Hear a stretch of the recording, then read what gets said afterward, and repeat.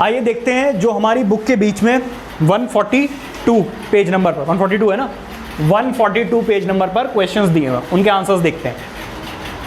हाँ, एक बार क्वेश्चन पढ़िए जरा ध्यान से। वो आपसे क्या कह रहे हैं? Find the principal focus of a define the principal focus of a concave mirror. तो कॉनकेव मिरर का प्रिंसिपल फोकस क्या होता है? मैं आपको वैसे थोड़ा सा समझा देता हूं कि ये मान लीजिए आपका कॉनकेव मिरर है, ठीक है। अगर मैं यहां से पैरेलल रेज फॉल कराऊंगा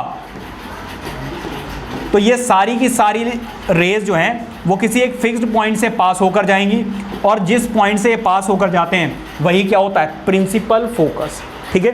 बेसिकली हमने ये पढ़ा था भाई कि ये प्रिंसिपल एक्सिस है, ये पोल है, ये सेंटर ऑफ कर्वेचर है, और ये क्या है? फोकस। तो जो फोकस था वही आपका प्रिंसिपल फोकस है, ठीक है। डेफिनेशन इसको लिखोगे कैसे जरा देख लीजिए। आपको लिखना यह है कि the principal focus of a concave mirror is a point on its principal axis where a beam of light parallel to the principal axis meet after reflection from the mirror. समझ में आ गई बात है नहीं? ये हो गया आपका फर्स्ट का आंसर। अब आ जाइए बेटा सेकंड पर।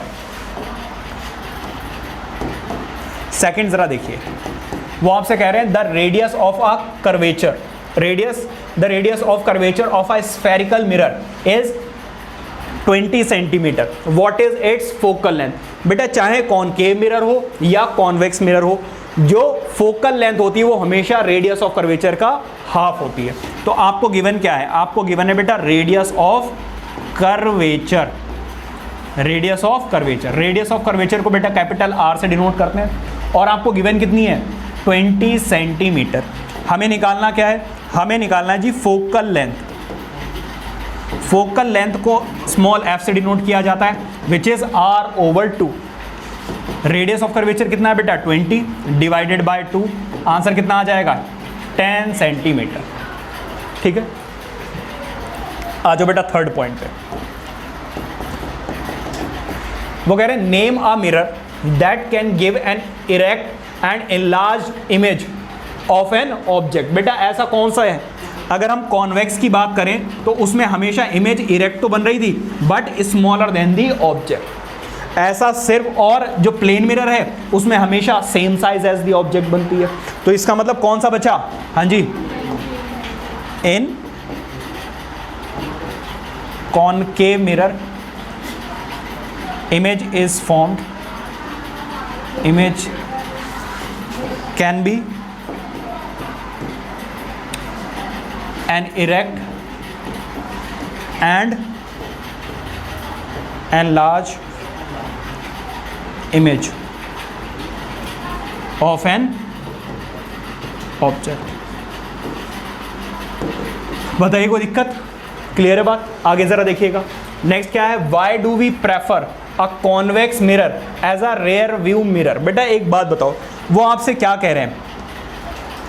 फोर्थ, ये थर्ड है, ये सेकंड है, ये फर्स्ट। वो आपसे ये कह रहे हैं कि भाई जो कॉन्वेक्स मिरर है उसको हम रेयर व्यू नहीं, सॉरी क्या है क्वेश्चन? हाँ, कॉन्वेक्स मिरर को ही हम रेयर व्यू मिरर क्यों यूज करते हैं? बेटा बेसिकली यहाँ पे रीजन ये है कि अगर मैं कॉन्वेक्स की बात करूं तो ये पहली बात तो एक लार्ज एरिया को कवर करता है, इसके बाद जो इमेज बनती है वो हमेशा इरेक्ट बनती है और स्मॉलर देन दी ऑब्जेक्ट बनती है। देखो अगर मान लीजिए मैं कार या बाइक ड्राइव कर रहा हूँ, पीछे एक ट्रक आ रहा है, अगर उसकी इमेज ट्रक के साइज की बनी तो बेटा आसपास की कोई भी चीज़ मुझे नज़र ही नहीं आएगी। क्या बात समझ में आ रही है?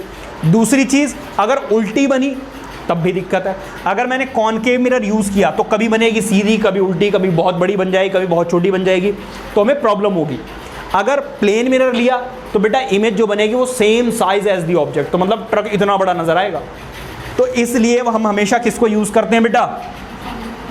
अब आप लिखोगे कैसे, इसको लिखना कैसे? We prefer,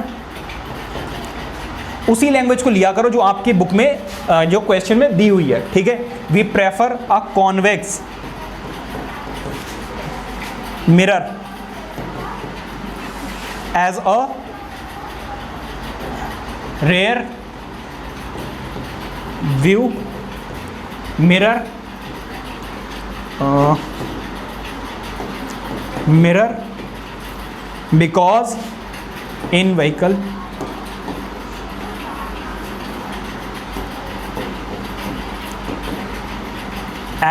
because it covers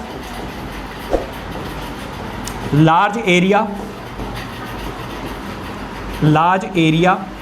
and always form